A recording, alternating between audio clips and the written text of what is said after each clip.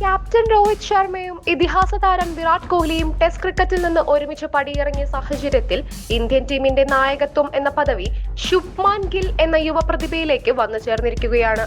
വരാനിരിക്കുന്ന England പര്യടനമാകും captain എന്ന നിലയിൽ ഗില്ലിന്റെ അരങ്ങേറ്റ പരമ്പര.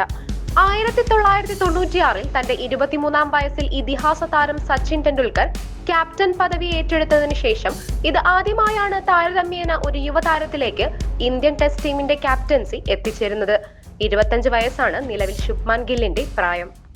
ഇന്ത്യൻ ടെസ്റ്റ് ടീമിന്റെ ക്യാപ്റ്റൻ പദവിയിലേക്ക് ശുഭ്മാൻ ഗിൽ എത്തുമ്പോൾ അത്ര ശുഭകരമല്ല നിലവിൽ ടീമിന്റെ അവസ്ഥ. 2024-ൽ 12 വർഷങ്ങൾക്ക് ശേഷം ആദ്യമായി ഇന്ത്യ നാട്ടിൽ ന്യൂസിലൻഡിനോട് ടെസ്റ്റ് പരമ്പര തോറ്റു.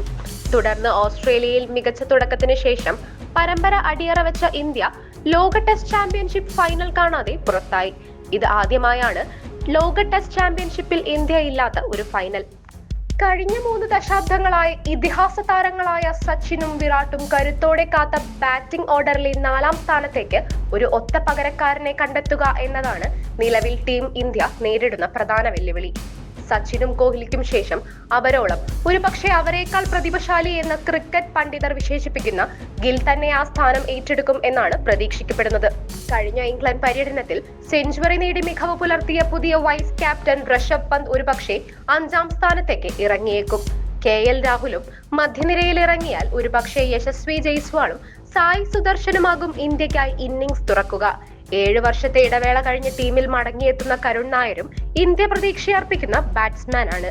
ഒരുമിച്ച് 587 ടെസ്റ്റ് വിക്കറ്റുകൾ ഇന്ത്യക്ക് വേണ്ടി പിഴുത രവിചന്ദ്രൻ അശ്വിൻ രവീന്ദ്ര ജഡേജ സഖ്യം അശ്വിന്റെ വിരമിക്കലിലൂടെ വേർപിരിഞ്ഞിരിക്കുകയാണ്.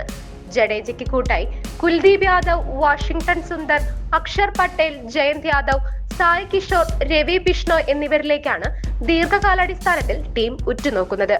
2010-ന് ശേഷം ദേശത്തും വിദേശത്തും ഇന്ത്യ ടെസ്റ്റ് ക്രിക്കറ്റിൽ പുലർത്തിയിരുന്ന സർവാധിപത്യത്തിന്റെ നെടുനായകത്വമാണ് രോഹിത്തിന്റെയും കോഹ്ലിയുടെയും അശ്വിന്റെയും വിടവാങ്ങലിലൂടെ വെല്ലുവിളിക്കപ്പെടുന്നത്.